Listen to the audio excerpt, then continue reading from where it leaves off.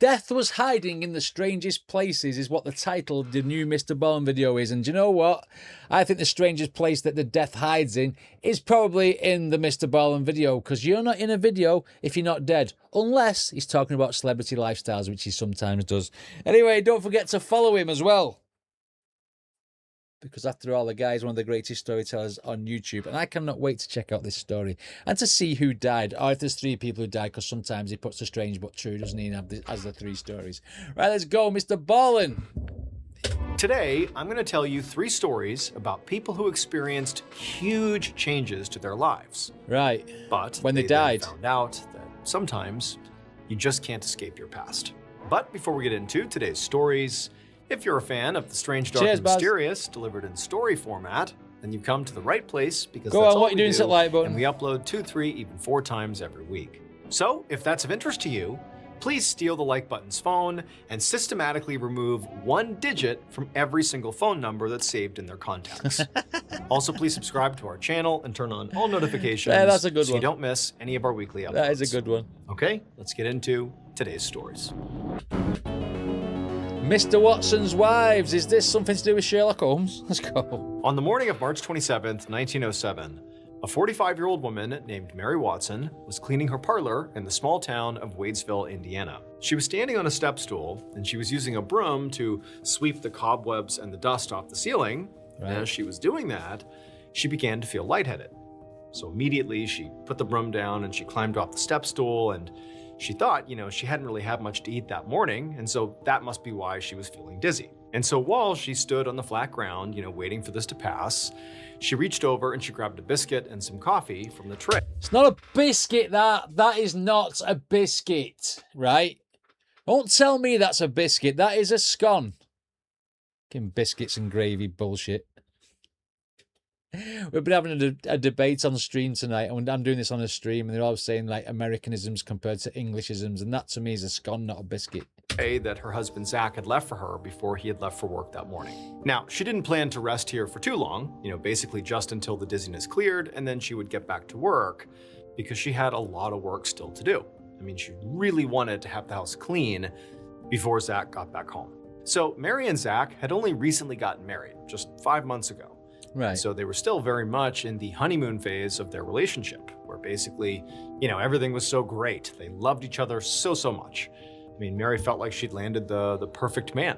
Zach he was smart, he was charming, and he had a good job running the local post office. And most of the time, he was pretty upbeat and had a good sense of humor. 1907, was it not carrier pigeon then? Running the local post office. And most of the time, he was pretty upbeat and had a good sense of humor. However, just a few weeks ago, right around the beginning of March, that had changed. Zach had suddenly become really moody and quite distant. And when he got home from work, instead of chatting with Mary like he used to, he would go straight to his study and just sit alone for hours. But Mary didn't have to ask him what was bothering him, because she knew.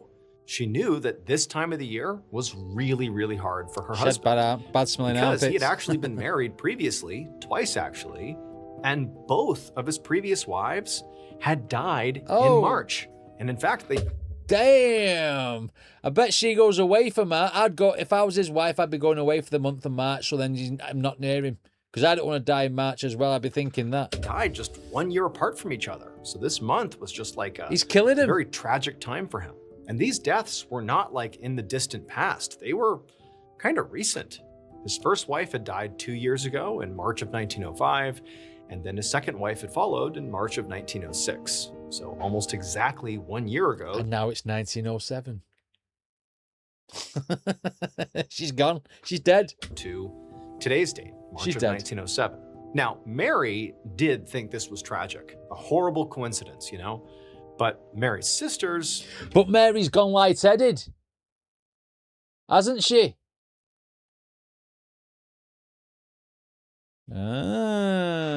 They found this pattern to be very suspicious. Yeah. And they'd even tried to talk Mary out of going through with the wedding, asking if she really wanted to marry a man whose wives kept dropping dead. But Mary had brushed off their concerns because really deep down, she trusted him. She knew ultimately he really was a victim here of just terrible, unlucky coincidence. Now, the coroner had officially ruled. Oh, boo-hoo for him. Sorry, he's got unlucky coincidences. What about his wives? I think they were a bit more unlucky than him. You know what I'm saying? Victim here of just terrible, unlucky coincidence. Now, the coroner had officially ruled that both of Zach's wives had died of sudden illnesses.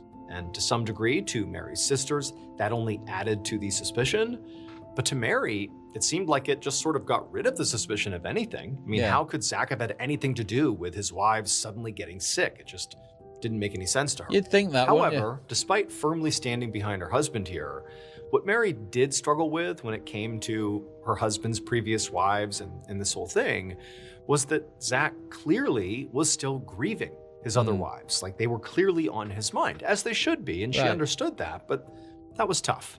But Mary had nowhere to put these feelings. I mean, she couldn't be mad at him. No. I mean, his first wife, Sarah. Anything that happens before your relationship is nothing to do with you. No matter what it is. Do you know what I mean? You can't tell somebody how to feel about certain situations that happened before you got with someone. You just can't. You can't be jealous of that. It's unethical.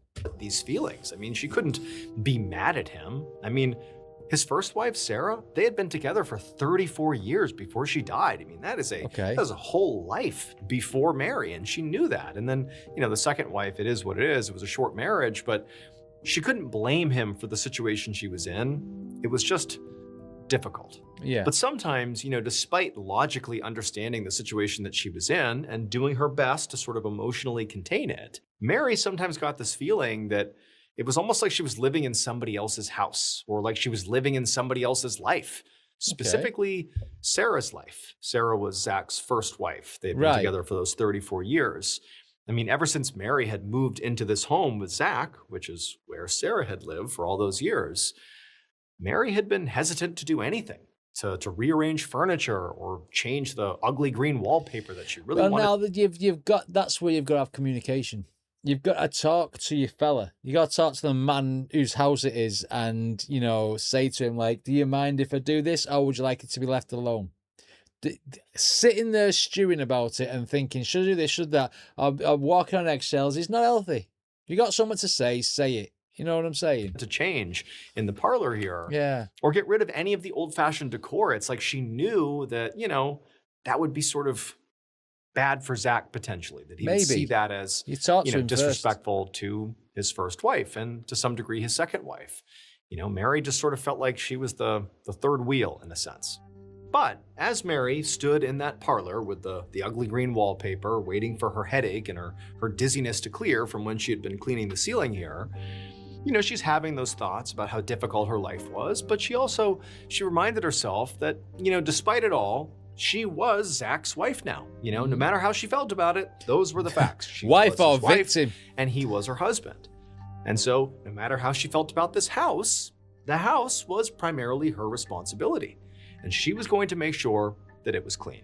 So, after taking a final sip of coffee, Mary grabbed her broom, and she was about to climb back up on the stepladder to get back to cleaning the ceiling when she was hit with another really intense wave of nausea. She had to grab a table just to steady herself, and as she does, she feels this really intense, sharp cramp in her stomach that causes He's poisoning his wives, collecting the inheritance. That's my professional opinion. her to double over, and then before long, she collapsed to the ground right onto her knees, just writhing in pain. A few hours later, Mary's sister, Nancy, was standing outside of Mary and Zach's house, just absolutely breaking down, crying, just totally upset.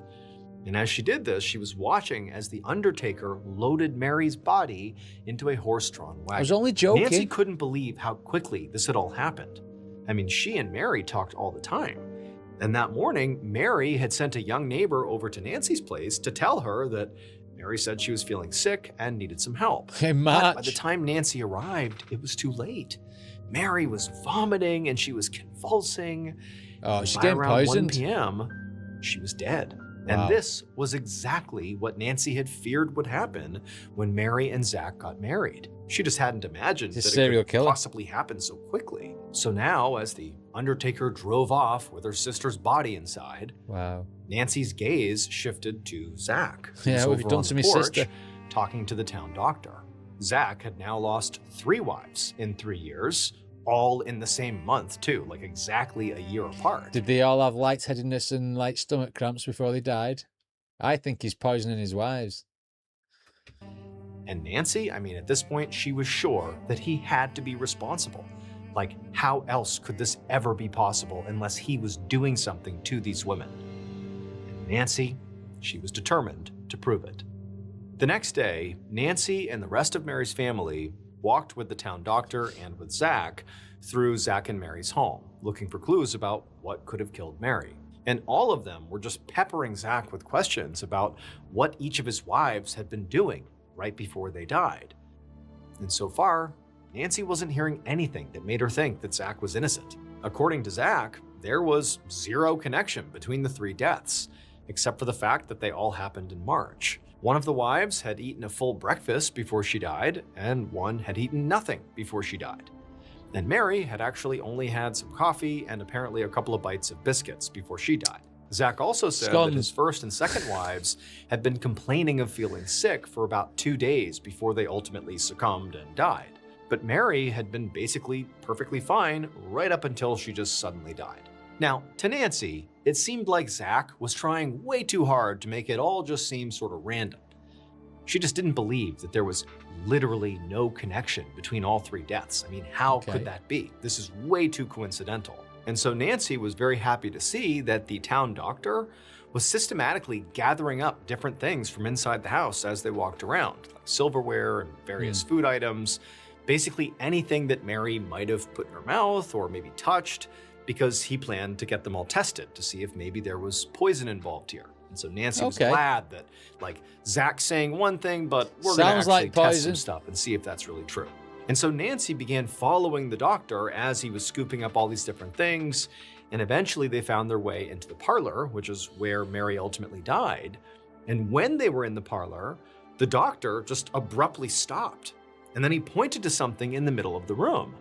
And then he turned and looked at Nancy and the rest of the group who were also coming in, and he just said, "I know what happened." And Nancy was so caught off guard by this. I mean, she figured this was going to take some time to figure out this mystery.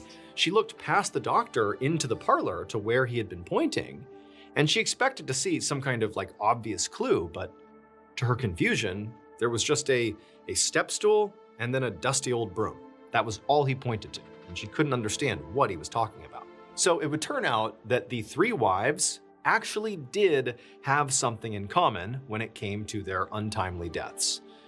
So in the early 1900s, the month of March was the time for spring cleaning. And spring cleaning was what all of Zach's wives had been doing All right, so what is it, mold or something? Specifically, all of them had been cleaning the parlor, which had that ugly green wallpaper in it.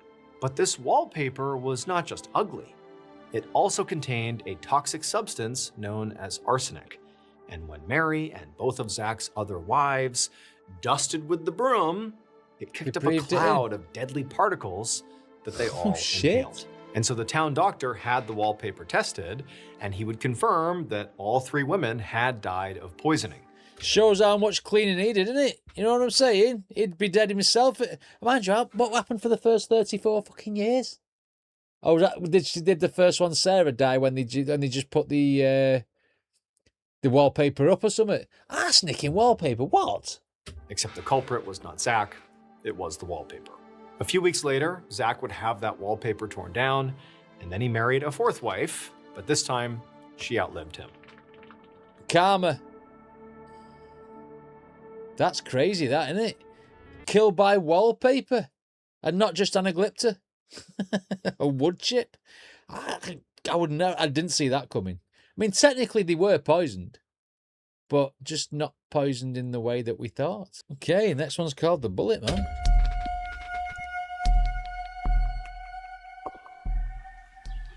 One morning in the spring of 1885, A young man named Henry Going Ziegler real was back leading here, a horse around his 1885. family's farm in Driner Township, Minnesota. The horse was recovering from a minor hoof injury, and now Henry was taking it for a walk to give it some light exercise and get a sense of how it was actually doing. And Henry was in an unusually good mood. He was enjoying the warm breeze, and he also just had this great feeling that he had his whole life ahead of him, which was really not a feeling that Henry was used to at all. So, And then you end up in a Mr. Ballen video, don't you? It's them famous last words. I've got my whole life ahead of me. Never say those words. until recently, Henry had been engaged to a young woman named Maisie Tickner. Henry had started talking to her 5 years ago when they were both in their early 20s, and their initial romance had been great. They'd fallen for each other really quickly, and they'd actually moved in together really quickly, even though back then that kind of thing was definitely frowned upon unless you were married. But they're like, don't worry, we're gonna get married, it's okay. And so people were like, I don't know, but they were like, it doesn't matter. We're gonna get married, it's all gonna be good. Okay. Except the wedding had never really materialized. Now, Henry hadn't planned to break his promise to Maisie, but first he'd just been busy with his farming. And then Maisie had taken a new teaching job. And since they were already living together, Henry hadn't seen what the difference would be if they got married anyways. It just sort of seemed like, what's the big rush? But as the years went by and they continued not to get married, Maisie began pestering Henry more and more about just setting a date so they could finally get married and stop living this sort of scandalous Stop life. forcing her, man. And for Henry, he understood why she was doing this, but the more she asked, the more he sort of began to think, wait a minute, I don't know if I want to marry her. I don't know if this is a good idea at all for me. And then finally, just a few days ago, Maisie had sat Henry down in their kitchen and had given him an ultimatum. He could either marry her like he had promised, or they were done. And in that moment, They see you can't do that in a relationship either. It takes two people to be that way, and you either love it. If you love someone, you're going to get married to him. But the concept of marriage is going to be the basis of your relationship, not the fact that you love someone or respect them enough to not marry them if they don't want to marry you. Then waving bye-bye to them is the right reason. But for her to give the ultimatum to say that you either marry me or I'm going means she doesn't love him like truly, because it's all about the concept of marriage and not about spending time with that person. I think marriage is a fucking farce these days. I think it's just something. It's an expensive day out, it's an expensive party, and it's just messy if you ever split up. You know what I mean? Henry had sort of realized that ending this relationship was exactly what he wanted. Do it, lads. So that day, he was like, okay, I guess we're done. He packed his things and he moved into his family's farm. I guess we're done. And Maisie had been sort of caught off guard by this, because as much as she's the one positioning the ultimatum, acting like she's prepared to walk away too, in reality, she wasn't. She really wanted to get married. That's what. Chat shit, get banged. Don't call somebody's bluff. Don't play games. Don't put someone in a position where if they don't want to do something, then that's stronger than the will to be with that person. Then you've just shot yourself in the foot. Do you know what I mean? Don't play games. That's the lesson here. What she wanted. She was just trying to force him to finally do it. And so when he was like, okay, bye, we're over, it's like she tried to stop him, but then she began saying, like, you're ruining my life. Like, you're ruining my life, not your life, my life. Well, there you go. There's a selfish side of it. I want to get married. Me. I do. Me. Not us. I want us to do it together. Me. I'd give you the ultimatum. You said no, I'm going. And then you're like, oh, I'm going to ruin my life. And well, don't fucking try and ruin mine. Go on, lad. You're ruining my life. Like, you're ruining my life, not your life, my life. So a broken engagement, after having lived together and shared the same bed for years at a time, and then never getting married, that was a very bad situation for both parties, but at the time, it was far worse, socially, let's say, for the woman than it was for the man. And so in Maisie's mind, and I'm sure Henry understood this too, but for Maisie, it's sort of like, Henry, if you walk out on me right now, no one's going to want me. Like, my life will be ruined. No, it won't. No, it won't. There's always somebody who wants you. There is there's plenty more fish in the sea. Do you know what I mean? Stop thinking that, oh, no one's going to want me. You made a mistake. You made a decision. You called my bluff. I said I don't want to do it, and I'm off. And I'm sticking by that. He didn't want to be with her anyway. He said that earlier on. Do you know what I mean? When he's saying, oh, do I really want to be with this girl? Do you know what I mean? And when she gave him the ultimatum, he went, whoa, green light, free, I'm off. Run like Forrest Gump out of house. Won't be. Like, you're the guy. You're going to be able to go on and get married, and I won't be able to. But Henry didn't really care. Go on, Henry. He left. And I think Henry should have been in that first story because all his wives died. Henry VIII, you know what I mean? Suspiciously. now, after a few days since the separation, Henry, despite logically knowing that he clearly had put Maisie in a very bad position, he knew that, but he knew internally as well Wasn't he right. had made the right decision. Facts.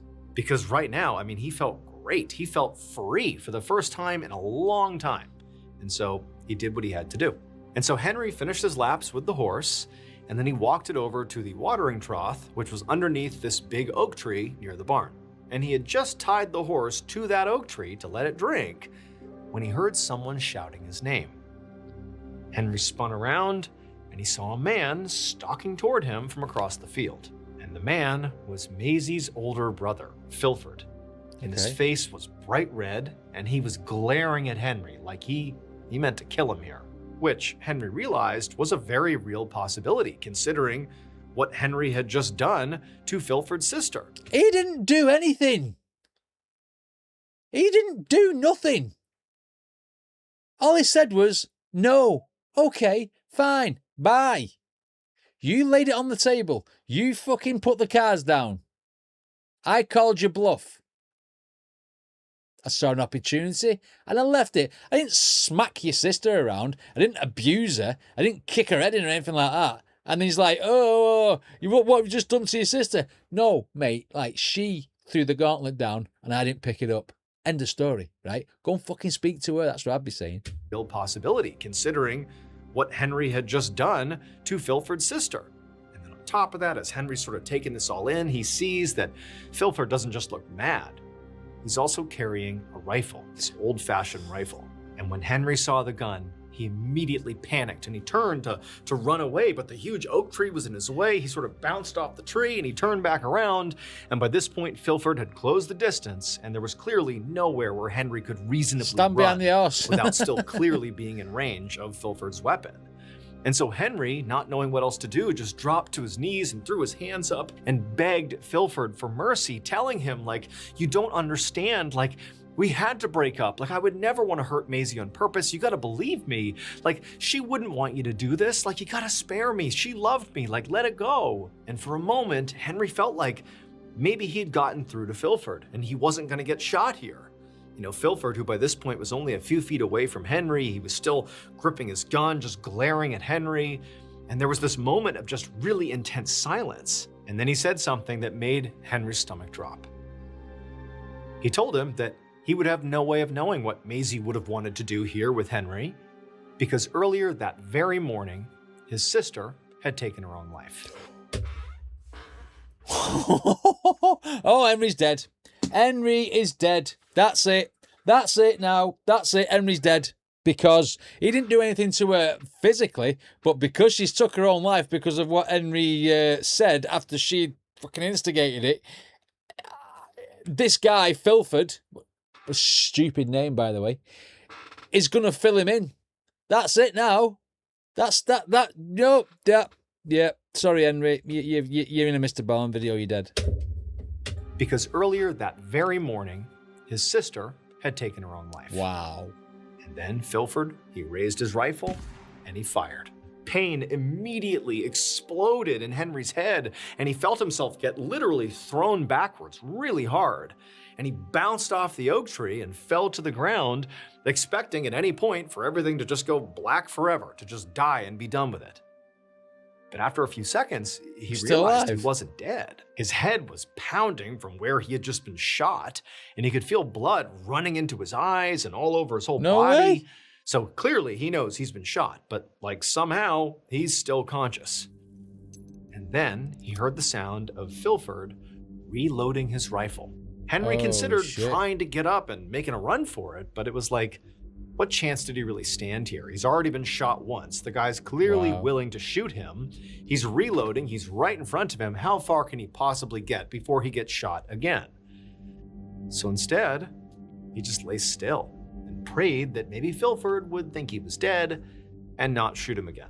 And so Henry's heart hammered in his chest as he listened to the sounds, the mechanical sounds of Filford reloading That's a lucky his shot rifle. that's not killed him, isn't it? And this was a painfully slow process because Filford's gun was an old army musket from the Civil War. So he's like, packing gunpowder and like a proper lead old school. pellet into the barrel of this gun. This is a lengthy reloading process. And this whole time, Henry, as he's listening to this, he's just holding his breath, trying to be still.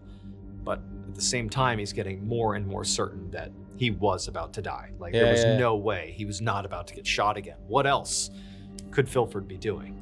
Finally, Henry heard the metal click of the gun cocking, which meant that He's reloaded it was it. now loaded. And so Henry, trying his best still not to move, he still tensed up a little bit, bracing for the impact. And then there was this deafening bang, just like the first one. As soon as he heard it, Henry flinched, but he didn't feel anything. Instead, he just heard a thump. Has he killed and himself? silence. He waited a few more seconds, and then he opened one eye, and Filford was lying a few feet away, He's killed bleeding himself? profusely from what appeared to be a self-inflicted gunshot to his head. Despite being shot in the head, Henry would survive this attempt on his life, and Filford would die from the self-inflicted gunshot wound. Now, Henry did understand that This story is messed up. That family got a history of taking their own life. I mean, that's got to scream unstable fucking upbringing, hasn't it?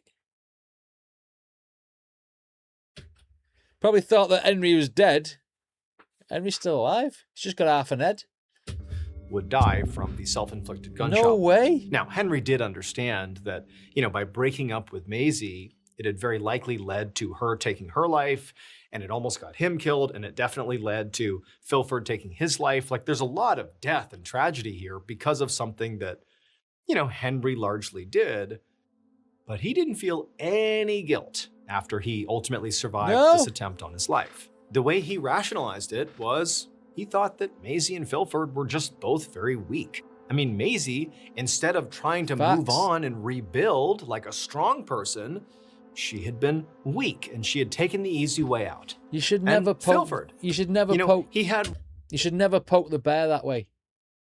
You should never say something to somebody you're in a relationship with if you don't mean it, to try and gain an advantage or try and push them into doing something they don't want to do.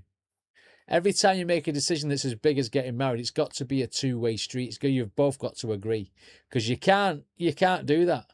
You can't push something on someone, because when you get rejected and then you can't take it and hang yourself, that's on you. That is on you for doing that. And your older brother come in because he's all raw about it and everything, blah, blah, blah, blah. Well, him killing himself, well, that's on him. One shot, point blank. He could have shot and killed Henry and gotten his justice, but he missed, and then he took the easy way out. He took his own life instead of facing consequences. Probably thought Henry was dead. And so Henry just felt like, screw those people. And Facts. after that day that he was attacked by Filford, it was like his luck just seemed to get better and better.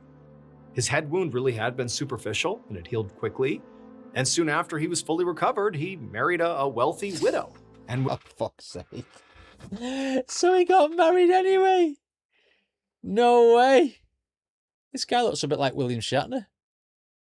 with her money, his farm grew, and he eventually became one of the richest men in the whole area. Jesus and as the Christ. years went by, his thoughts about Maisie and Filford just Disappeared. kind of faded into the background. Wow. Until everything that happened just sort of felt like a distant memory from an entirely different life. Yeah. That is, until 20 years later, on March 21st, 1905. What's going on with March? The last story was March 22nd. This one's March 21st, day before people died in the other story. Oh, Christ. Right, let's go. Let's see what's happening in March. On this morning, Henry was cutting down some old dying trees on his property with his teenage son. Now, at this point, Henry had plenty of farmhands, so he didn't have to do this kind of job himself. Okay. But he liked showing his son how things were done. So this was like a teaching moment. Now, so Right. far that day, they'd been working their way through some of these smaller trees that needed to get removed. But the last one, the big oak tree near the barn, had wood that was so hard that their saws could not cut through it. So Henry explained to his son what you do in this type of situation, which is you get some dynamite and you literally blow the tree up. And Henry had some dynamite just for this occasion. Fuck off. Don't even tell me that he blows himself up now. Don't do it. Don't do it. This guy's been lucky throughout his life. And if he succumbs to his own stupidity with this dynamite, I'm not having it. And he grabbed it and he walked over to this oak tree and he jammed it inside of the hollow of the trunk. He told his son to get back, and then he lit the fuse, and then he hustled back with his son, and they hid behind shelter, and they watched, and they waited. And after a few seconds, the fuse burned all the way into the dynamite, and then it exploded. 20 years earlier, when Henry was shot in the head by Filford and narrowly survived, well, that bullet that hit him, it literally ricocheted off his skull and lodged in the oak tree right behind him. Okay. Like it just basically bounced off his head. And that bullet remained lodged in that oak tree for the 20 years after. Okay. And then comes the day that Henry decides he wants to take this tree down and he can't cut it down. So what does he do? He puts dynamite inside and he decides he's going to blow it up. And after lighting the fuse, he and his son, they go all the way 50 feet away, thinking they're well out of harm's way here for when this thing detonates. Except they weren't. When that dynamite exploded, the force of the explosion basically rocketed that bullet that was still lodged in the tree right back at Henry. It hit him square in the head, and this time it penetrated and it killed him instantly. Fuck off. I'm not having it. I'm not having it. I'm not having that he got killed by a 20-year-old bullet that he ended up firing himself. What? This is a story for Bizarria. The program on the TV where people hurt themselves weirdly. I mean, the bullet's in the tree and it just happened to hit him. What? Oh, I'm not having it. Fuck off. Square in the head, and this time it penetrated and it killed him instantly. So, in essence, Filford The bullet didn't found its miss. mark after It 20 just years. took 20 years for the bullet he fired to kill Henry.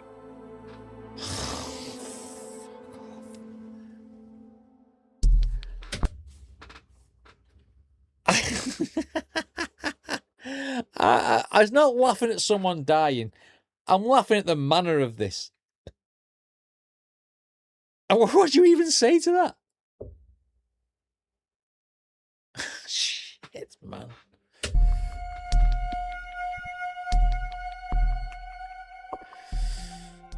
One On the last evening drink. of November 22nd, 2018. I got it. What did you middle-aged- say? I got wait. On the evening of November 22nd, 2018, At least it wasn't March. a middle-aged woman named Mandy was sitting in her living room at her home in a Mary, Maisie, Mandy. Did it all begin with M?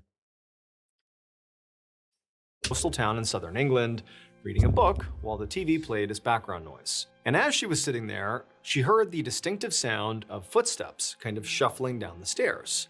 And Mandy looked up and she watched as her wife, Lena, came stumbling down the stairs, and in her hand was her favorite cup, which was a mason jar with a metal straw in it.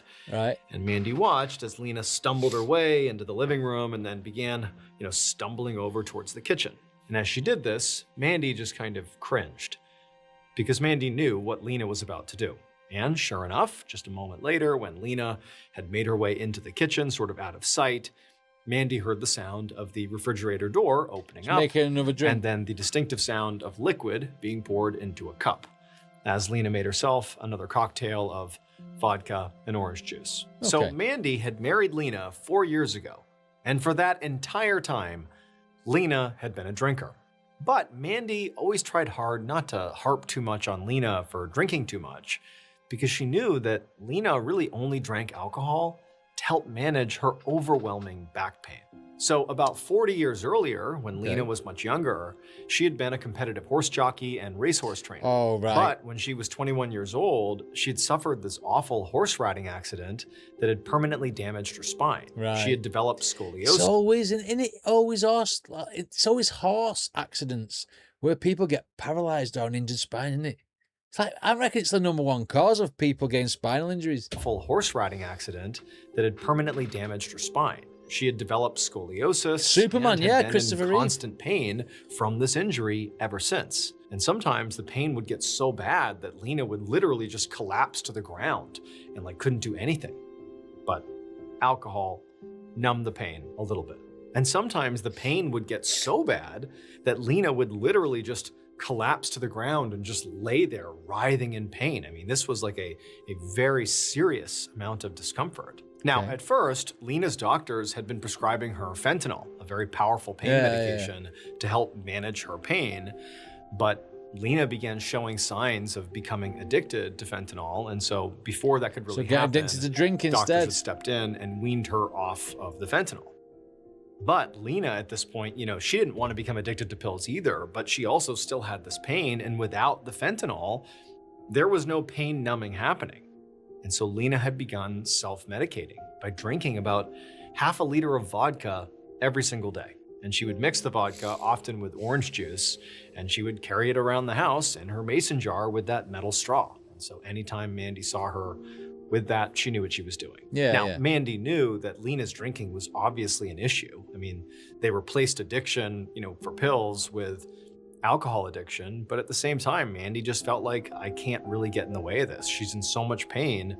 What can really be done here?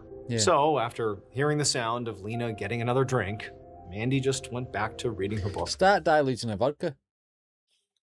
If you're that worried about it, then you still never know. After hearing the sound of Lena getting another drink, Mandy just went back to reading her book on the couch. But as she was reading, with the TV playing in the background and the sound of Lena sort of doing whatever she was doing in the kitchen, there was suddenly this really weird noise that actually pulled Mandy out of her book. It almost sounded like a gurgling sound that was coming from the kitchen. So Mandy got up to go see what was going on. When Mandy walked into the kitchen, she saw Lena was on the ground. She was laid out flat on the floor, still holding her mason jar. But Mandy didn't panic. I mean, Lena's falls were just a fact of life, and all Mandy needed to do now was just help Lena back up again. But when Mandy bent down to do that, she got a look at Lena's face. And in one terrible moment, she instantly understood what that gurgling noise was and what had happened to Lena. And so Mandy, she lunged for her phone and she called the police. It would turn out that night, Lena actually was not drunk. She was walking around with her favorite drinking cup, but she was actually going into the kitchen to get more water. She was just thirsty. The reason she was hobbling all around, sort of acting drunk, if you weren't looking closely, is just because of her back pain. That's what was causing her to stumble around.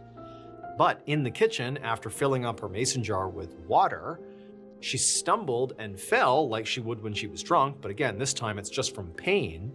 And she fell onto her mason jar.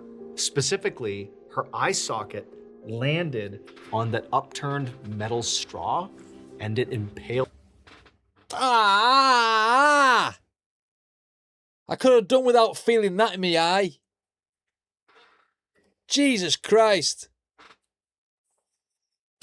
Landed on that upturned metal straw and it impaled her skull, punctured her brain, and caused a traumatic brain injury. The sound of her gurgling was because of that traumatic brain injury, which would ultimately kill her. What?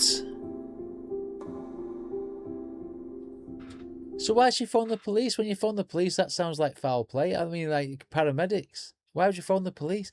I mean, crazy stories, that. I mean, the first one with a bit of mold and stuff. You think, not mold, asbestos in the wallpaper. Freak accidents, you missed a Ballen video. You're accepting of that. Second one, absolutely out there.